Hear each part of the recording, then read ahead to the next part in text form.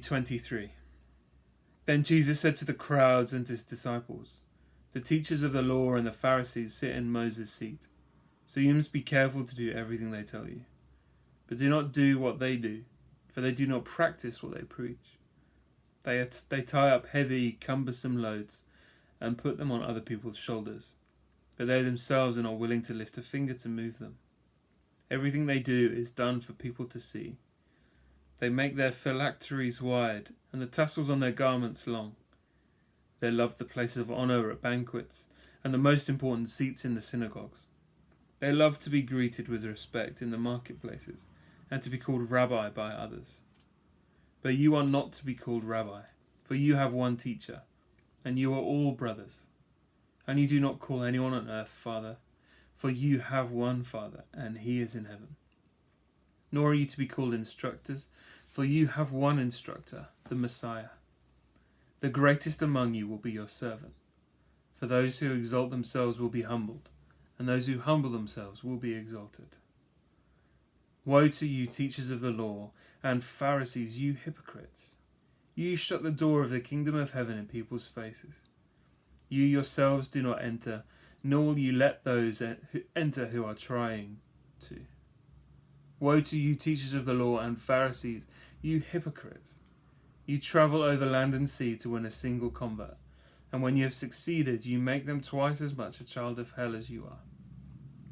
Woe to you, blind guides!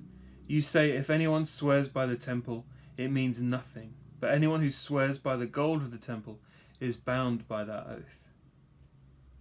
You blind fools, which is greater, the gold or the temple that makes the gold sacred?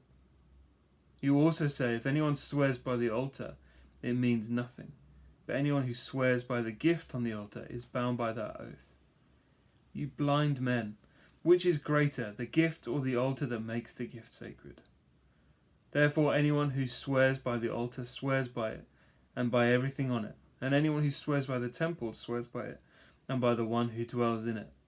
And anyone who swears by heaven swears by God's throne and by the one who sits on it. Woe to you, teachers of the law and Pharisees, you hypocrites! You give 1/10 of your spices, mint, dill, and cumin, but you have neglected the more important matters of the law, justice, mercy, and faithfulness. You should have practiced the latter without neglecting the former. You blind guides! You strain out a gnat but swallow a camel. Woe to you, teachers of the law and Pharisees, you hypocrites! You clean the outside of the cup and dish, but inside they are full of greed and self-indulgence. Blind Pharisee, first clean the inside of the cup and dish, and then the outside also will be clean.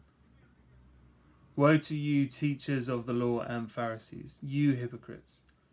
You are like whitewashed tombs, which look beautiful on the outside, but on the inside are full of the bones of the dead and everything unclean. In the same way, on the outside you appear to people as righteous, but on the inside you are full of hypocrisy and wickedness.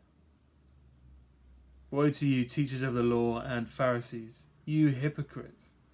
You build tombs for the prophets and decorate the graves of the righteous. And you say, if we had lived in the days of our ancestors, we would not have taken part with them in shedding the blood of the prophets. So you testify against yourselves that you are descendants of those who murdered the prophets. Go ahead then and complete what your ancestors started.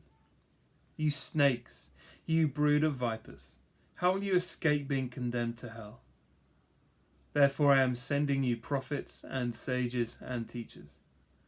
Some of them you will kill and crucify, others you will flog in your synagogues and pursue from town to town. And so upon you will come all the righteous blood that has been shed on earth, from the blood of righteous Abel to the blood of Zechariah, son of Berechiah, whom you murdered between the temple and the altar. Truly I tell you, this will all come upon this generation. Jerusalem, Jerusalem, you who kill the prophets and stone those sent to you. How often I have longed to gather your children together, as a hen gathers her chicks under her wings, and you were not willing. Look, your house is left to you desolate. For I tell you, you will not see me again until you say, 'Blessed is he who comes in the name of the Lord.'"